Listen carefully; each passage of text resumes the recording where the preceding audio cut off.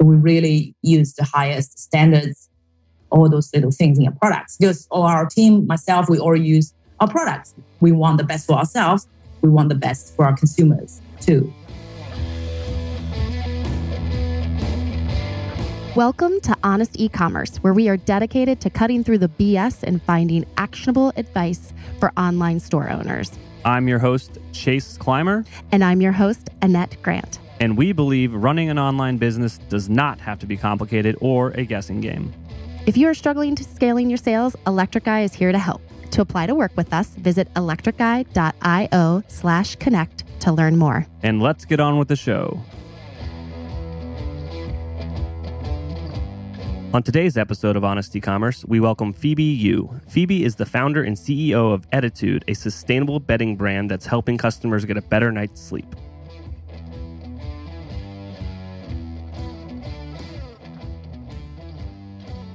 All right, everybody, welcome to another episode of Honest Ecommerce. I'm Chase Clymer, and today we're welcoming to the show Phoebe Yu, the founder and CEO of Ettitude.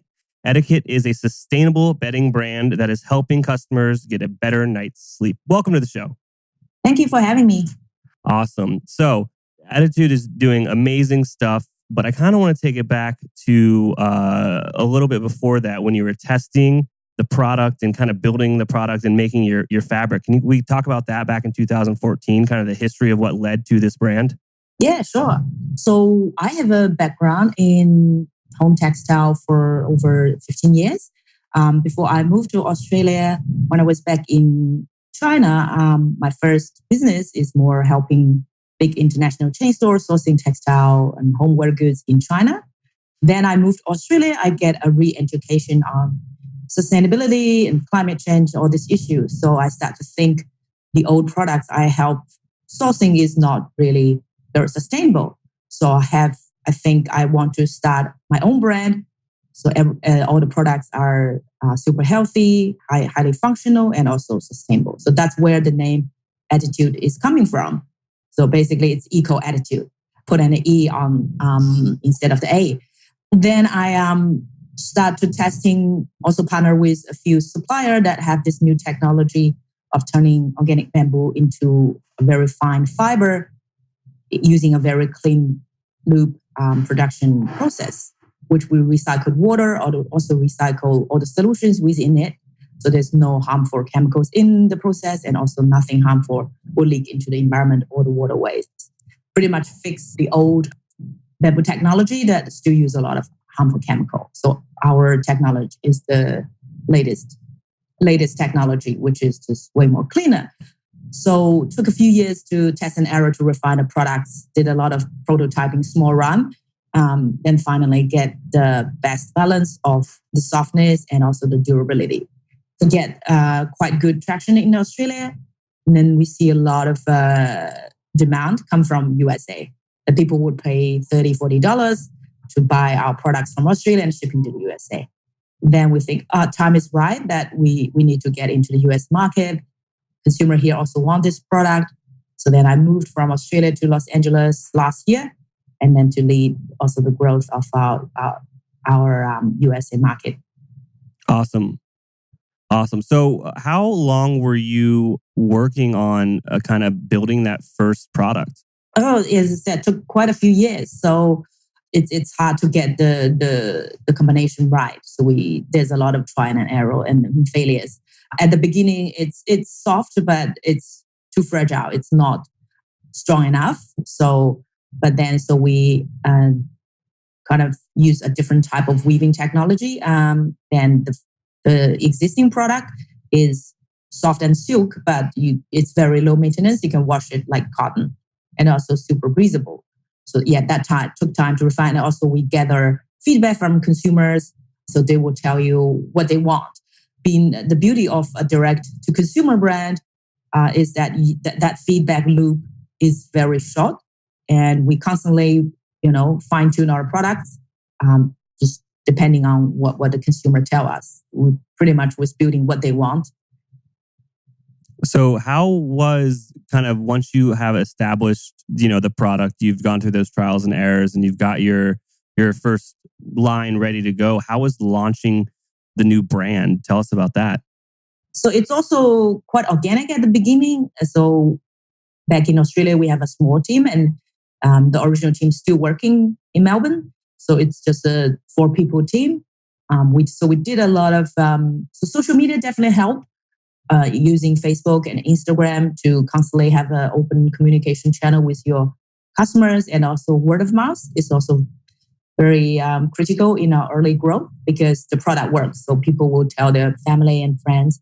We have many like daughters bought our sheets and love it and buy as a gift to the mom, or the moms know our brand, love the sheets and buy for their children's. There are many a new customer acquired through those type of very organic word of mouth at the early days. Absolutely. I think that just the direct line of communication you can have between your customers and your business through social is amazing. It's so much different than it was before. So when you first started out, were you guys on Shopify right when you started? Were you on a different platform? How was like the technologies and the stuff you were using to kind of get the business off the ground? At the beginning, we are using Ecommerce. So at that time when I was looking for the platform to use, I have a list of the features that I must have or good to have. At that time, BigCommerce ticked all the boxes. So we start with BigCommerce. It was fine. But after a few years, we start to think we might need a better platform, like more customizable and there's more apps.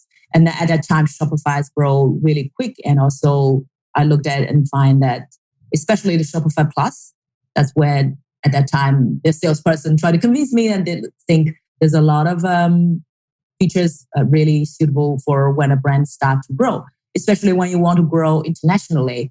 With Shopify Plus, you can have up to 9 stores under one account if you was operating globally. So I just think moving to Shopify give us open the opportunities that to keep growing the online store.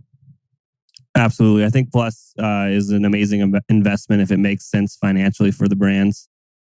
Yeah, especially if you would run like 2 stores like us, the .com and .com.au is 2 store under one account. So that's one subscription fee. So let's talk about that, because actually you're the first guest that's been on the show that is successfully running a business in 2 different markets and using 2 different domains and 2 different stores to do that. So what are the differences between the stores in each market? Yeah, great. So interestingly, the bedding size in different countries are different.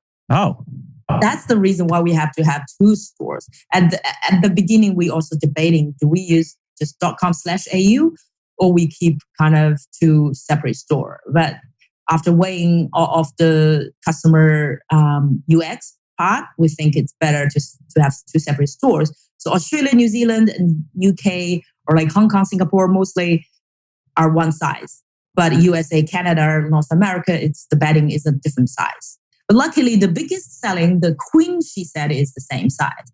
But then here, US, you have California king or Eastern king, and Australia has their own king size, which are different.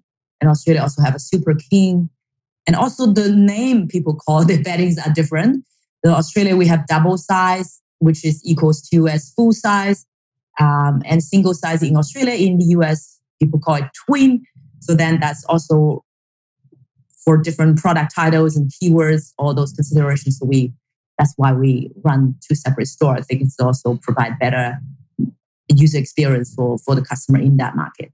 Absolutely. I think speaking your customer's language, they're like, especially even though Australian and American, we all speak English per se, speaking their language in the sense of describing the product in the way that they are used to hearing that product described. I'm sure that kind of once you started doubling down on splitting up those markets and the messages, and I'm sure that you're splitting up the kind of the retargeting and the marketing messages on the back end as well. Yes, exactly. When you guys approach like a new product launch or a new like marketing campaign, are you building out 2 different funnels almost? So for the paid marketings, yes. For like Google ads or Facebook ads, we all have separate accounts. Mm-hmm.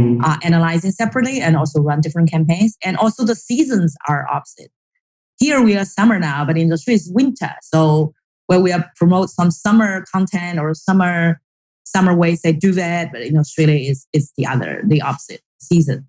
But social wise, it's more a united brand image. We don't separate that much, but of course we will talk about different, like we just had July the 4th. Of course, we will talk about July the 4th as a public holiday there, and Australia has their own public holiday. We will talk both on social media because you only have one account. You don't separate that. Mm-hmm. For the performance part, we did so we can really be very efficient in those markets. Support for our podcast comes from our friends at Simpler, a new way to staff 24/7 sales and customer service on your e-commerce store. It works with your existing email and chat platforms, so setup is quick and easy.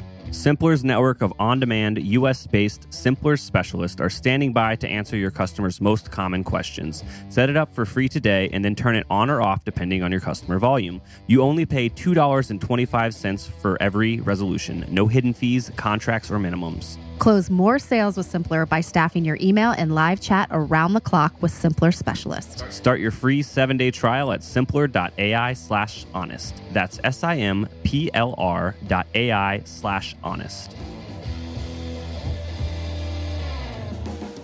So what are some of the other advantages that you found? Obviously, before Ettitude, you had found some more traditional sourcing and manufacturing businesses. What kind of appealed to you about direct-to-consumer and e-commerce? Well, I love it. I think that's the beauty of it, that you can quickly connect to your customer and get those feedback, either good or bad, but luckily mostly are good. So one of my favorite activities is to reading our customer reviews. So that's also give us, also the team love it. During our weekly all hands, the first is to pick a review of the week, and the whole team will just read the review of the week to see what's our customers are happy about our products, which gives us a lot of motivation. It's more than money, more than fame. But the customer love your products, think your products is help them have better sleep, which is then better for their health. It's a really good feeling. Absolutely. So kind of the opposite of that, I mean, just growing a direct-to-consumer business, there's a lot of hurdles that people, run into as they're growing. Are there any that stick out to you, problems or just issues that you guys had to overcome there, building kind of this connection with your customers or just building the brand in general? Yeah, there's always, and in different stage, you probably will have different problems. I think at the early days, it's always, you want to do more marketing, but then you're also restrained by how much fund you have, how much money you have. So there's also try to use a lot of growth hacking ways because you are restrained by the budget you have. Then when we venture into USA, we grow super quick. Then we have another problem is of the out of stock problem, because it's so quick. So our supply chain has also to catch up. But that also took a couple months. So they catch up now. So we solve that problem. Most things are back to stock, but that is a good problem to solve. And then the next problem is where you start to running two teams across the continent, how to make them work seamlessly and conquer the time zone. Use tools to help that. There's a lot of tools to help to make that, and also keep growing the team. Then, as I said, how to make the team work still close together while you're growing the team. And that will be the next type of problem. And also how to make the paid channel efficient. So keep scaling it, but without the CPA growth. So that's also what right now we work very hard and keep close eyes on. Mm-hmm. I think that those are fantastic answers, just because I don't think that some people have it register that, once you get the sales and once you get the brand kind of off the ground and it's doing its thing, it's not easy after that. There are just new problems. Yeah, there's just new problems, but it's different problems. So as I said, each stage you will have different problems. Absolutely. I think that it's funny though. hiring and keeping and scaling the team. We're experiencing that, but we're, as an agency, it's kind of different. So it's just funny to draw parallels between where people are and growing their businesses. Yeah, people are super important. I think they're the most important part of the team, and most important piece of the puzzle is kind of making sure that everyone on the team is the right fit for the team and the right culture for the team. Yeah, absolutely. Awesome. So I do want to give you a moment to talk about the product, because I am a huge fan of bamboo sheets. Actually, we were talking about that before the show. But yeah, just give a little background on the product themselves. I think we kind of skipped over that a bit, and I apologize for that. No, I think I did talk about a little bit when I talked about how I started. So yeah, well, personally, I'm a fan of bamboo because it's my Chinese heritage. We had been using bamboo for all sorts of stuff for thousands of years. It's pretty much the most sustainable plants in the world. I think there is an organization called Project Drawdown. So it did a lot of research and lists 100 things that you can do to tackle climate change and also help on the carbon emission just drop. So that's called it drawdown. We draw down carbon emission. So bamboo was listed on number 35. As if you plant more bamboo, it will help also store the carbon from the air back to the soil. So as I also mentioned before, our processing to make the bamboo into a fiber, be able to make into textile is also super clean and sustainable. So we recycled water and we recycle the solution with it. There's no harmful things leak out of it, which we, our supplier, we have a patent on that. So that's the latest technology. The old technology, there are bamboo rayon and viscose out there, which the processing is not as clean as ours. So we are quite happy about that part. Because as I said, from the name of a brand, everything we do, we try to do our best with the existing technology available. So, and also not just our fabric. So for even all the accessories we use, including packaging, we're also very mindful. So like we use our cut of fabric as our packaging. So it's also save waste and also actually cut cost. So there are ways you to design your products smartly. It's not necessarily being sustainable or eco-friendly. You have to pay more. So just the rules in our brand where we design or developing products is always, can we upcycle? Can we recycle? Can we reuse? Or is the packaging, people can reuse our packaging as a gym bag or just restore their sheets. Even all the buttons and thread we're using, we are also trying to find more and more sustainable options. And they all have OEKO certification that there's no harmful dyes on it. So we really use the highest standards, all those little things in our products. Because all our team, myself, we all use our products. We want the best for ourselves. We want the best for our consumers too. That's amazing. So yeah, I during the show notes, actually Phoebe is sharing with all the listeners a fantastic deal. If you use the code Electric Eye, you can get 15% off your order at Ettitude.com, or for any Australian listeners, it'd be Ettitude.com.au. And I'll make sure that's in the show notes as well. And thank you so much for that. That's amazing. Yeah, I'm glad. Yeah, if anyone tried our products and love it, welcome to leave us some feedback too. Awesome. Well, thank you so much for being on the show. Thank you for having me. We can't thank our guests enough for coming on the show and sharing the truth. Links and more will be available in the show notes. If you found any actionable advice in this podcast that you'd like to apply to your business, please reach out at electriceye.io/connect. Please make sure to subscribe on Apple Podcasts, Spotify, or your podcast app of choice.